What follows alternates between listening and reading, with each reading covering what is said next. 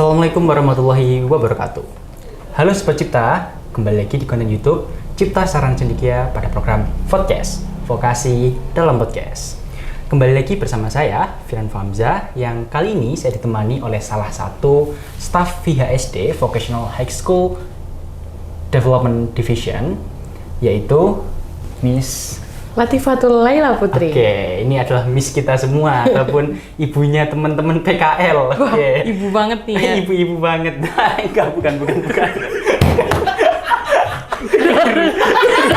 Liru. Terlalu natural. Terlalu natural. Liru. Wes mulai.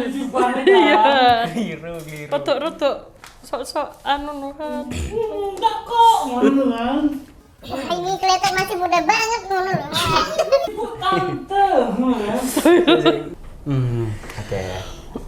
Nah, karena Miss Latifah nih adalah Miss yang paling dibutuhkan adik-adik PKL. Yang kali ini kita juga bahasnya PKL juga sih. Iya.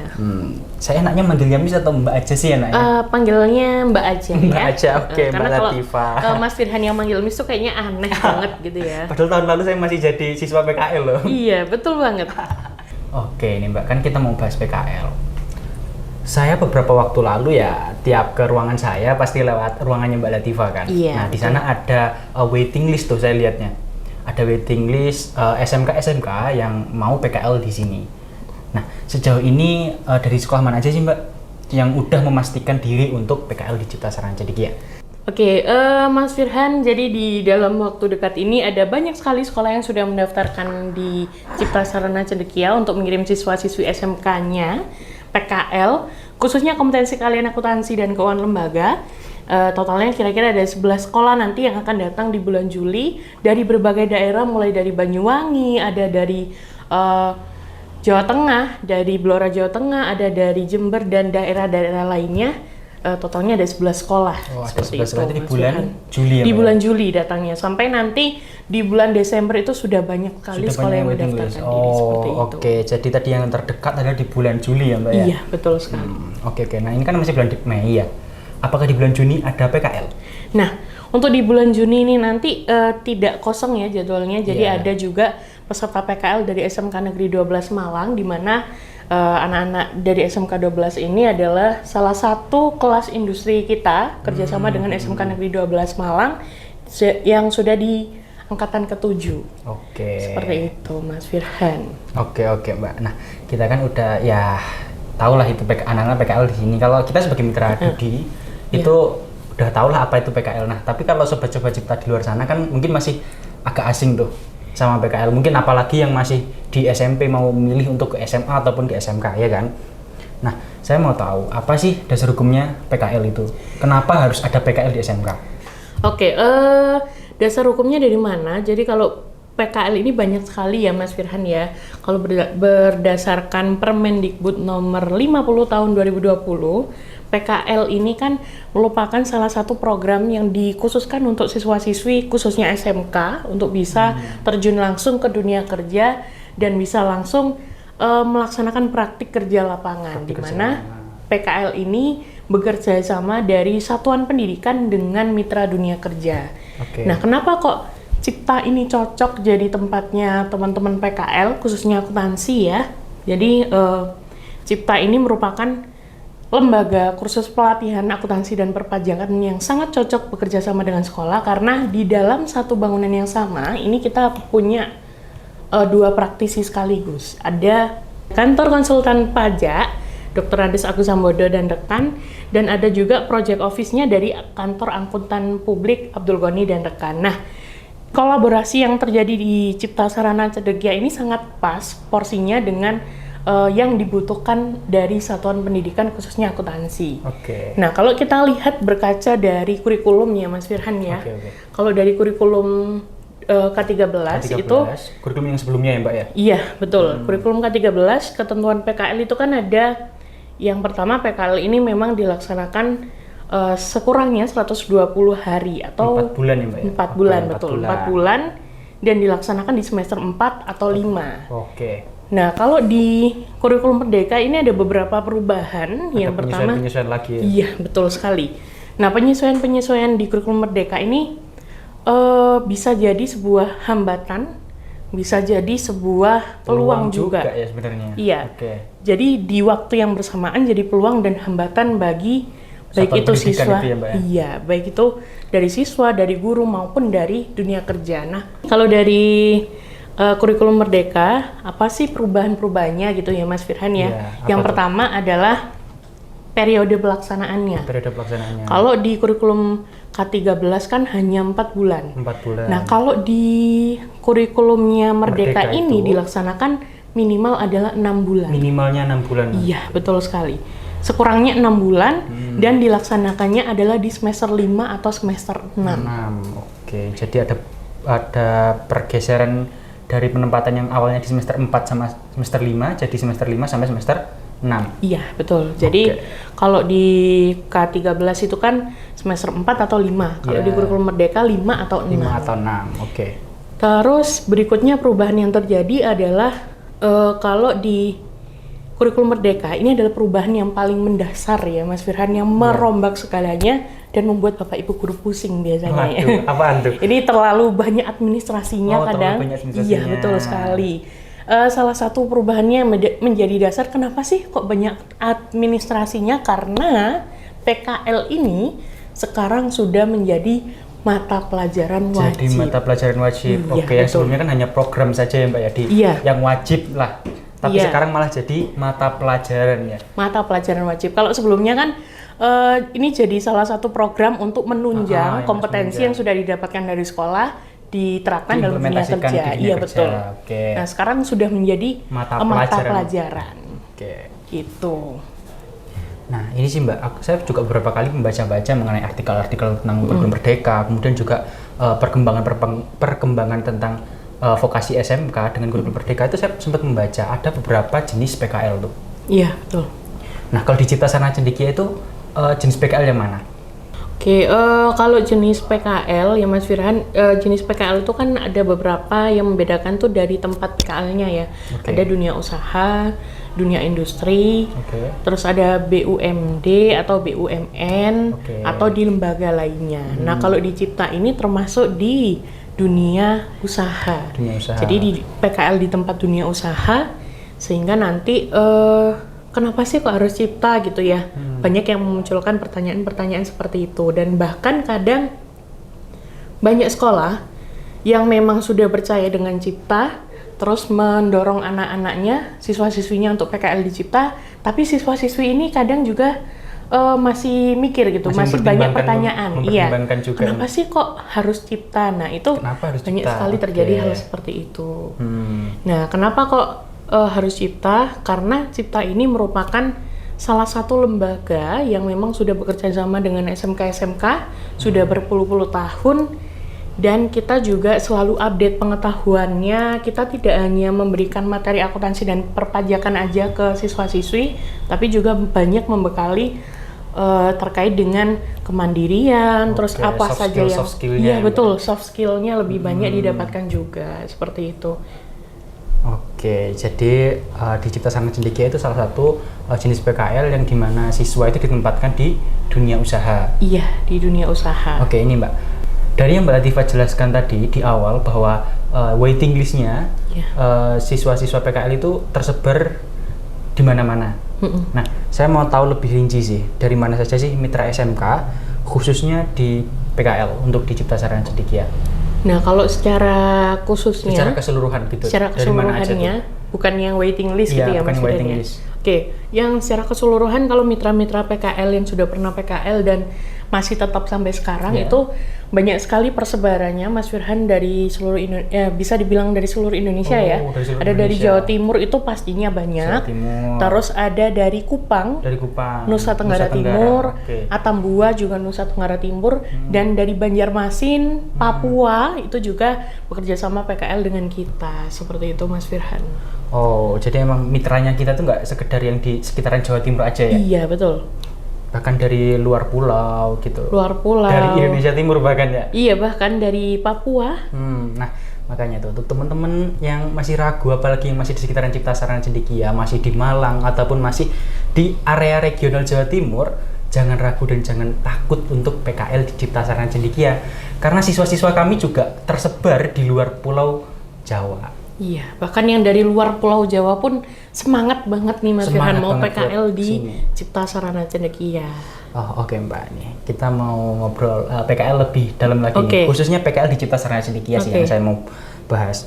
Ini sih, apa yang menjadi fokus dalam PKL di Cipta Sarana Cendekia, khususnya PKL terpadu. Bagaimana tuh Mbak? Oke, jadi sebelum saya jelaskan fokusnya di PKL terpadu ya, mungkin banyak teman-teman juga yang belum tahu kalau di Cipta itu PKL-nya ada 2 jenis terlepas dari jenis yang tadi ya, jenis bahwa PKL di Cipta itu merupakan PKL di dunia usaha. Ini adalah jenis tersendiri yang ada di dalam Cipta Sarana Cendekia terkait dengan PKL. Itu ada dua jenis PKL, ada PKL reguler dan PKL terpadu. Nah, perbedaannya tuh apa? Kalau di PKL reguler itu siswa-siswi kita libatkan langsung di dalam kegiatan kerja sehari-hari. Di operasional kita ya? Iya, di operasional sehari-hari. Tidak hanya dari Cipta Sarana Cendekia saja, tapi bahkan di 3 entitas lain tadi ya? Di entitas, di kantor akuntan di sekaligus publik, 3 entitas tadi. Dari akuntan publik, dari konsultan pajak, bahkan kadang juga teman-teman atau adik-adik SMK juga kita libatkan untuk langsung di lapangan di kegiatan-kegiatan besar kita seperti itu. Nah, kalau PKL terpadu ini adalah kegiatan PKL yang dikombinasikan antara PKL reguler dengan PKL yang kita tambahi atau kita modifikasi dengan penambahan ilmu yang up to date. Jadi kita kasih pendalaman materi, kita kasih praktik-praktik. Nah, praktiknya yang spesial di sini adalah praktik yang kita berikan itu dari klien-klien kita. Jadi dari studi kasus yang real, dari Mbak, studi kasus yang real seperti itu. Oke.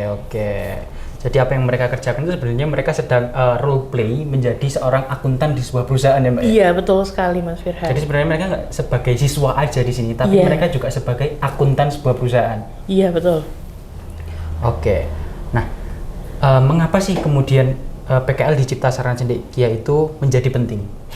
Oke, kenapa PKL di Cipta Sarana Cendekia ini jadi penting?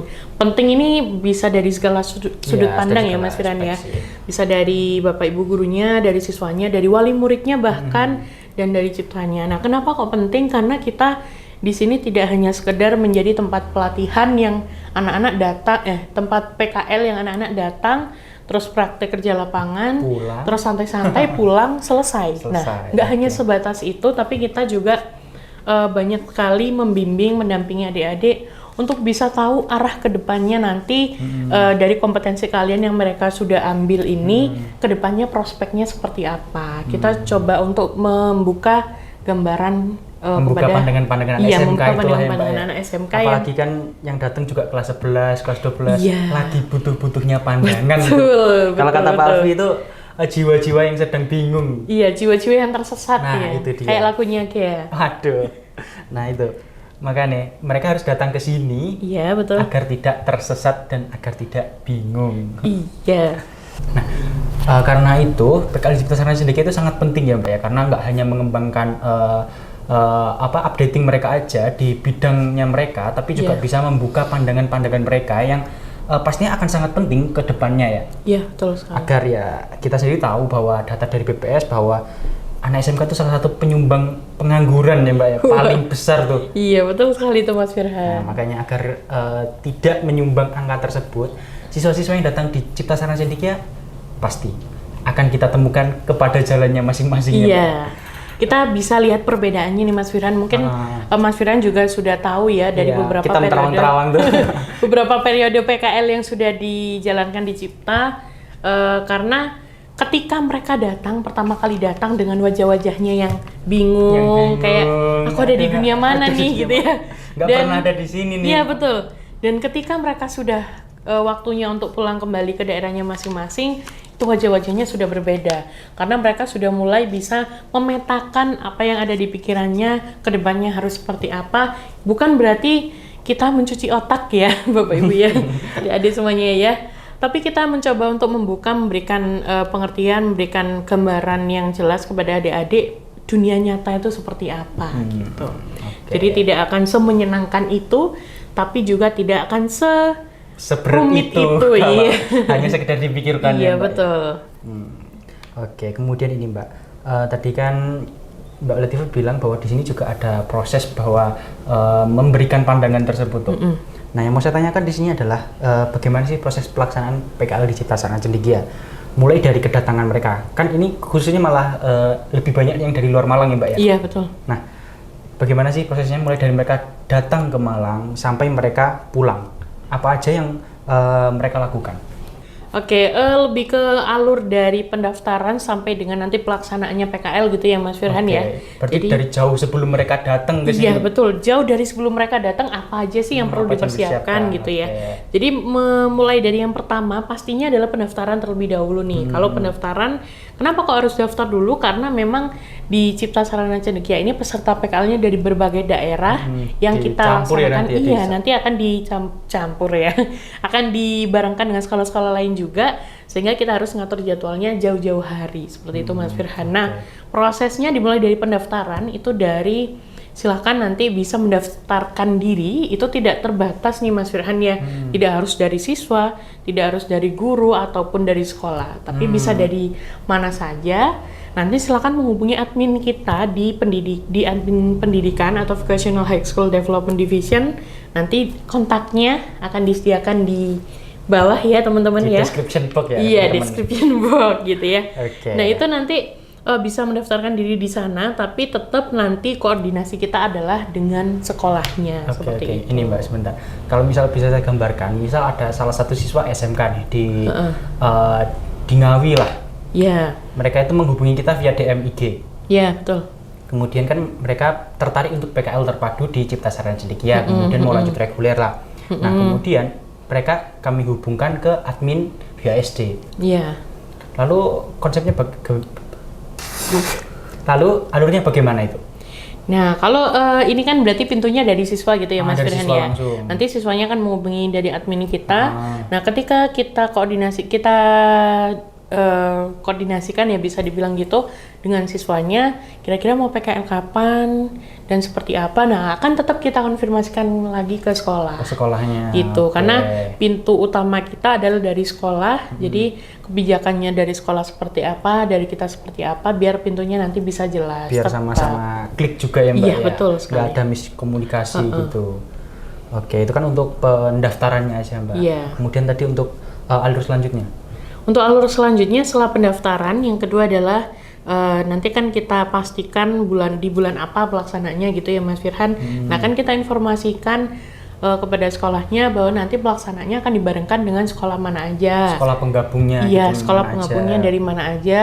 Oke. Terus nanti berikutnya tahap yang kedua, kalau memang sudah fix untuk melaksanakan PKL di bulan ini, di bulan Juli gitu ya misalnya. Bulan Juli gitu. Nah, nanti akan kita berikan fasilitas nih kepada sekolah, kepada siswanya atau kepada yang mau PKL nih ya. Yang mau PKL kita berikan fasilitas untuk bisa melaksanakan Zoom, jadi pertemuan melalui Zoom untuk bisa memberikan Terhubung ke kita pembekalan. juga gitu ya? Iya, terhubung ke kita untuk memberikan pembekalan kepada wali murid ataupun siswanya. Seperti itu. Jadi mereka nanti ketika mau datang ke Malang nih sudah punya gambaran apa aja yang harus disiapkan, terus di sana kegiatannya ngapain aja, seperti itu. Oke, jadi selama masa pembekalan itu juga di sana dijelaskan ulang mengenai apa-apa aja yang akan dibawa, apa-apa Iya, aja yang betul. didapatkan nanti di sini. Iya, betul Mas Firhan. Jadi gimana suasananya, kosnya nanti. Nah, itu biasanya satu hal yang bisa dibilang sangat riskan sekali Iya. ya untuk anak-anak zaman sekarang ya. Karena Apalagi kadang saya sempat beberapa waktu lalu itu terlibat gitu loh dalam Iya, salah betul. satu sedikit konflik lah. iya, banyak sekali konfliknya ya Mas Firhan. Bahwasanya ada wali murid ya Mbak ya yang Iya. kurang setuju sama anaknya ditaruh di kos yang sudah kita sediakan gitu. Nah, kan. betul. Nah, Untuk ini mengatasinya itu gimana tuh? Ini perlu jadi ini juga ya teman-teman buat anak-anak yang nantinya mau PKL ya. Jadi tempat kos kita ini adalah tempat kos yang memang tersedia di daerah-daerah kantor kita di Cipta Sarana Cendekia yang memang sudah bekerja sama dengan kita untuk ditempati sama anak-anak PKL dari berbagai daerah. Nah, Jadi cukup aman ya Mbak ya harusnya. harusnya aman karena memang kita carikan tempat kos yang ada bapak dan ibu kosnya. Jadi ada anak-anak pengendalinya juga. ada yang mengawasi. Ada yang gitu. mengawasi, ada yang terhubung ke kita juga. Iya betul. Mengingat anak-anak zaman sekarang ya Mas Iya, Firhan ya. iya. Gitu. Tahu-tahu sampai promo tuh. Betul. Nah, tempat kos ini kita carikan yang dekat, yang ada bapak ibu kosnya. Kita carikan yang senyaman mungkin dengan fasilitas yang cukup untuk anak-anak SMK selama belajar di Malang nantinya. Untuk melatih kemandirian juga iya, ya sebenarnya. Bukan tempat kos yang seperti hotel ya. Mas Bukannya Firhan, eksklusif juga. Iya, tapi tempat kos yang memang sesuai dengan standarnya lah ya. Jadi cukup untuk anak-anak nantinya selama di Malang. Jadi salah satu prosesnya kita di sini ya. Betul. Poin paling pentingnya adalah ada bapak dan ibu kosnya yang mengawasi. Seperti itu. Oke. Nah, untuk wali murid itu kan yang mungkin merasa tidak terima dengan yang mungkin udah datang ke sini tuh. Iya. Gimana tuh Mbak cara mengatasinya? Nah, kalau kayak wali murid pernah nih Mas Firhan ya kejadian ada anak yang memang mungkin bisa dibilang manja ya Mas Firhan ya. Manja, anaknya jauh-jauh ke Malang, tidak biasa jauh dari orang tua, terus tiba di Malang itu semuanya harus dilakukan sendiri, terus akhirnya dia mengeluh kepada orang tua, terus nggak betah dan lain-lain. Akhirnya orang tuanya langsung datang ke sini Mas Firhan. Orang tuanya langsung datang ke sini, minta anaknya mau dicarikan ke tempat kos yang lain, yang fasilitasnya lengkap, yang pokoknya bisa dibilang yang paling spesial lah gitu ya.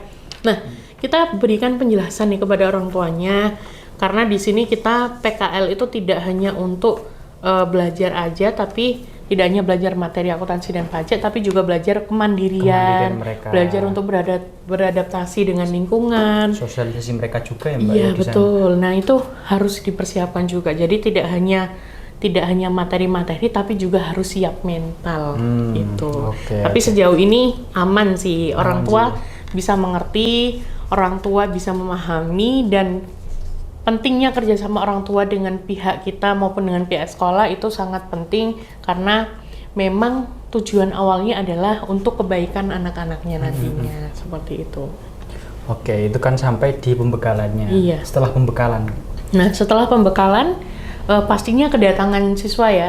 Siswanya datang ke Malang, kita antarkan ke tempat kosnya masing-masing, kita titipkan ke bapak ibu kosnya. Setelah itu langsung melaksanakan praktik kerja lapangan di hari keesokannya. Jadi misalnya hari ini datang, PKL-nya mulai besok, seperti itu. Nah, untuk kegiatan PKL-nya ini ada beberapa tahap juga. Ada beberapa tahapan, apa aja tuh? Nah, tahapannya tuh mulai dari kan tadi ada PKL terpadu dan reguler ya. Ini saya jelaskan yang terpadu dulu. Kalau terpadu itu mulai dari yang pertama ada pendalaman materi. Jadi nanti siswa-siswinya akan diberikan materi-materi akuntansi dan pajak mulai dari dasarnya dulu sampai nanti benar-benar masuk ke materi perpajakan yang real seperti itu. Dan pematerinya yang spesial di sini adalah ada dari praktisi-praktisi khususnya konsultan pajak dan akuntan publik gitu. Terus tahap yang kedua setelah pendalaman materi adalah praktik kerja. Jadi setelah dapat materi, dapat masukan materi, mereka akan kita berikan fasilitas Mas Firhan, fasilitas buku-buku, ada handout, buku materi, ada buku workshop, buku praktek, terus ada kita berikan juga soal-soal latihan. Nah, di sesi kedua ini mereka akan kita berikan buku workshop yang nantinya mereka akan mengerjakan siklus akuntansi mulai dari jurnal sampai dengan laporan keuangan lengkap dengan administrasi perpajakannya. Oke, jadi terintegrasi sama pajak. Iya, betul. Nah, untuk di tahap kedua ini tidak kita lepas gitu aja, tapi kita bimbing untuk mengerjakan mulai dari jurnal, buku besar, sampai ke siklusnya itu kita bimbing bareng-bareng gitu. Itu tahap yang kedua. Terus tahap yang ketiga adalah evaluasi dan sertifikasi, di mana di tahap ketiga ini kita mengevaluasi bareng-bareng, di mana dievaluasinya itu dalam bentuk uji kompetensi kalian tingkat 2. Jadi apa yang sudah kita ajarkan, apa yang sudah kita berikan, apa yang sudah dipraktikkan sama anak-anak, itu di penentuannya adalah di uji kompetensi keahlian. Gitu. Oke. Apakah setelah itu mereka pulang? Oke, setelah uji kompetensi kalian masih ada lagi satu tahap Mas Firhan, yaitu tahap yang paling disenangi sama anak-anak nih. Anak-anak. Yang paling Ditunggu-tunggu sama anak. Iya, yang paling tunggu-tunggu tuh tahap yang terakhir, yaitu kunjungan industri atau wisata pendidikan. Jadi anak-anak akan kita ajak langsung ke dunia usaha maupun dunia industri ya. Kalau dalam hal ini ada beberapa kerjasama kita dengan beberapa tempat juga. Nanti di sana akan kita ajak langsung untuk terjun gimana sih dunia usaha, dunia industri, nanti penerapannya seperti apa, dan kita ajak jalan-jalan juga, kita ajak untuk makan bareng, diskusi bareng, sebelum nanti di tahap yang paling akhir adalah closing ceremony. Jadi kita menciptakan momen-momen yang walaupun dalam masa 1 bulan ya Mbak. Iya, Minimal betul. 1 bulan itu. Jadi lumayan banyak momennya nanti ketika mereka, walaupun 1 bulan ya Mas Firhan, ada mungkin momen ketika datang mereka sedih, terus ketika mulai PKL mereka agak bingung karena materinya banyak, terus mulai dipraktik mereka agak paham nih ya, ternyata gini aja ya gitu. Nah itu banyak yang seperti itu Mas Firhan.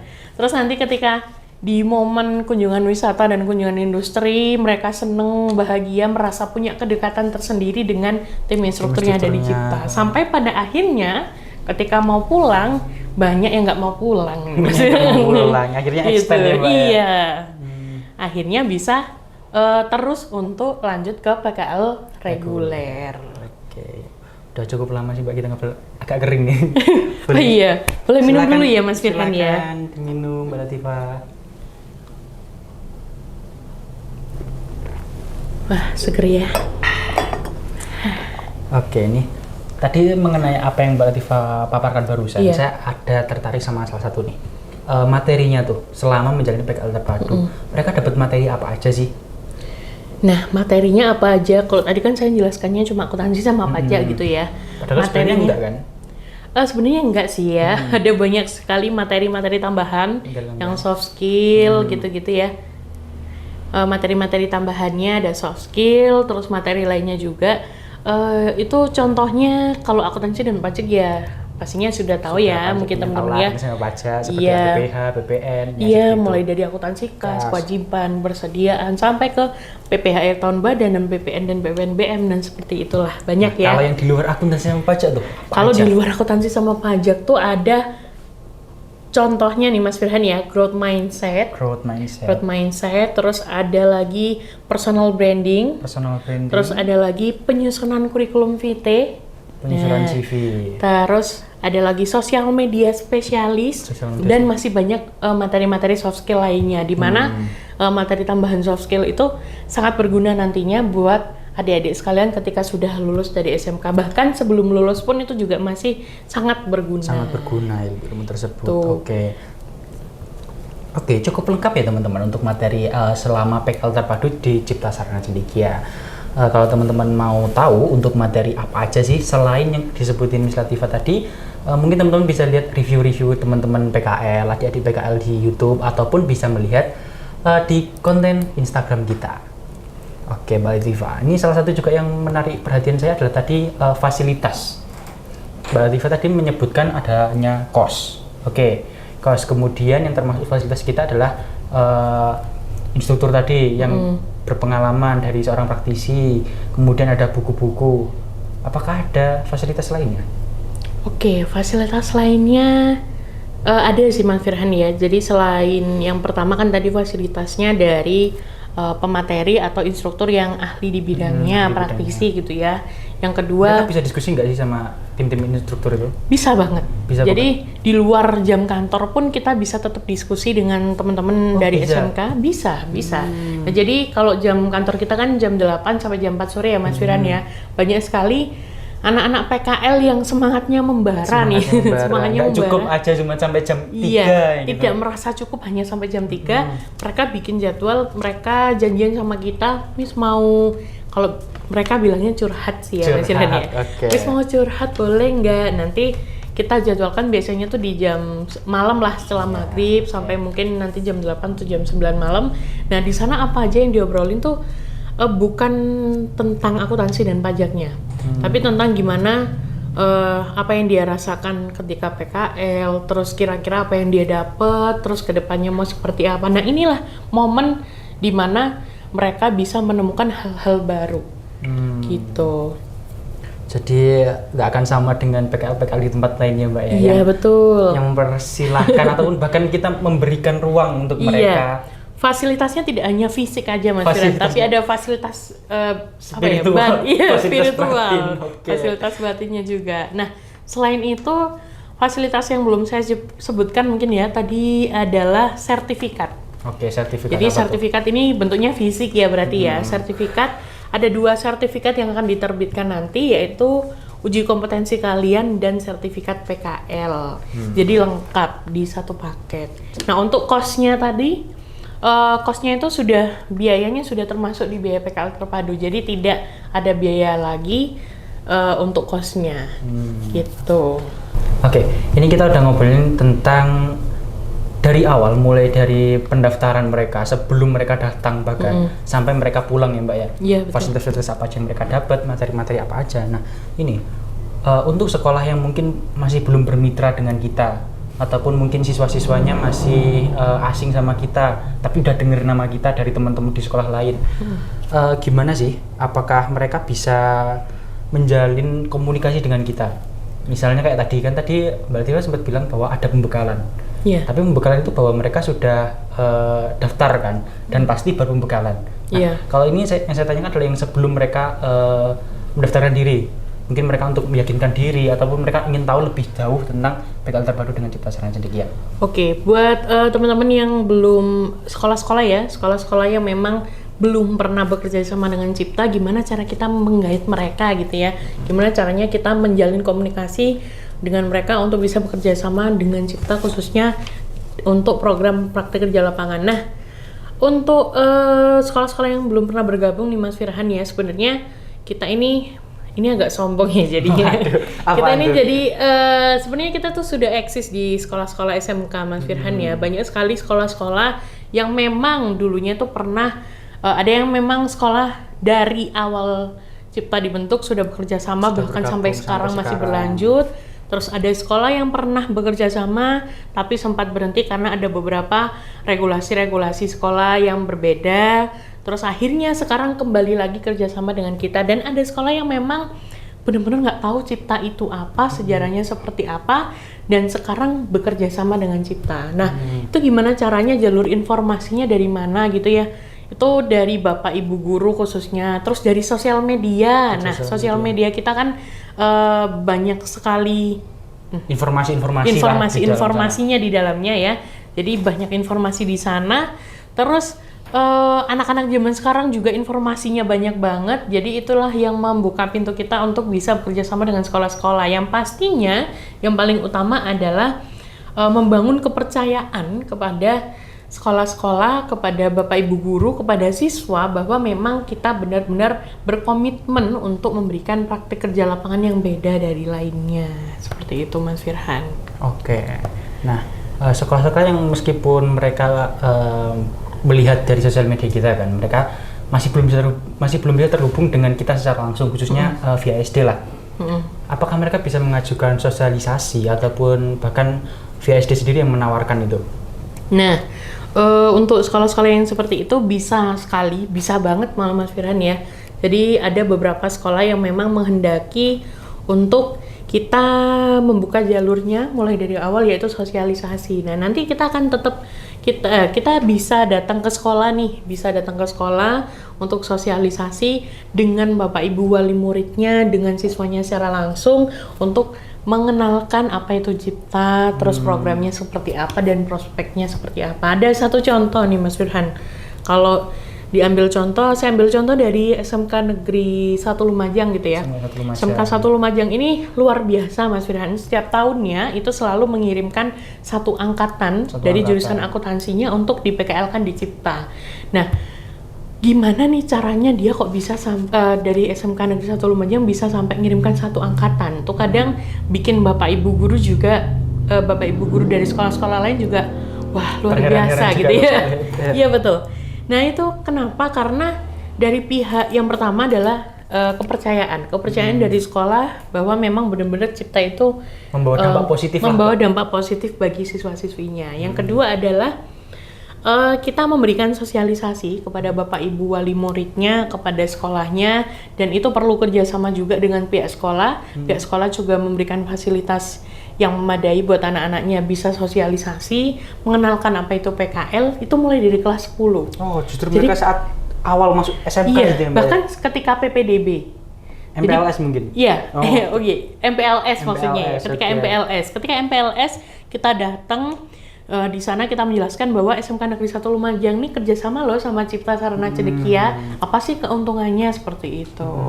Nah, itu mulai dari MPLS sehingga anak-anak ini punya kesempatan untuk menabung ya kalau dari segi finansialnya. Ya, menyiapkan apa yang perlu disiapkan.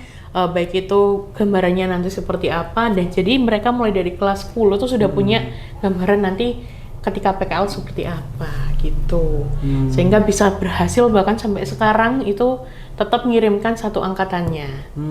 Begitu. Gitu. Jadi untuk sosialisasi sendiri itu bisa menawarkan ke kita juga ya Mbak ya? Iya betul. Bisa dari kita nggak sekolah. akan keberatan kan untuk Enggak dong. nggak akan keberatan sama sekali. Enggak dong. Bahkan Kita malah akan menyambut dengan senang ya. hati Iya ya Mbak. betul. Kita malah menyambut dengan senang hati karena kita bisa secara langsung memberikan sosialisasi kepada siswa dan siswi maupun wali muridnya. Berinteraksi dengan wali murid itu juga salah satu kunci Iya. kepercayaan itu sendiri ya Mbak ya. Oke, mungkin untuk pembahasan PKL kita kali ini cukup sampai sini saja. Nanti kita akan bahas lagi lebih dalam mungkin bersama Mbak Latifah di part 2 ataupun part selanjutnya. Untuk yang teman-teman masih belum masih belum klik sama video ini, mungkin teman-teman bisa cek lagi untuk video-video review adik-adik PKL yang merasakan langsung. Mungkin dari Mbak Latifah ada? Oke, buat teman-teman, khususnya teman-teman SMK nih ya, jurusan akuntansi yang masih penasaran apakah PKL di Cipta itu seseru itu, silakan bisa tonton video-videonya seperti yang sudah disampaikan sama Mas Firhan, dan pastinya langsung menghubungi ke tim admin VASD untuk bisa langsung tahu nih gimana proses PKL di Cipta Sarana Cendekia, dan pastinya daftar PKL di tempat kita. Nah, gitu. itu tuh. Jangan lupa daftar PKL di Cipta Sarana Cendekia. Usai sudah pembahasan kita kali ini, jangan lupa like, comment, dan subscribe video YouTube Cipta Sarana Cendekia, dan ikuti semua kegiatan kita, apalagi informasi-informasi terkait PKL terpadu di semua akun sosial media kita dengan nama yang sama, Cipta Sarana Cendekia. Saya Firhan Famzah. Dan saya Latifatul Laila Putri. Pamit undur diri. Wassalamualaikum warahmatullahi wabarakatuh. Podcast. Vokasi dalam podcast.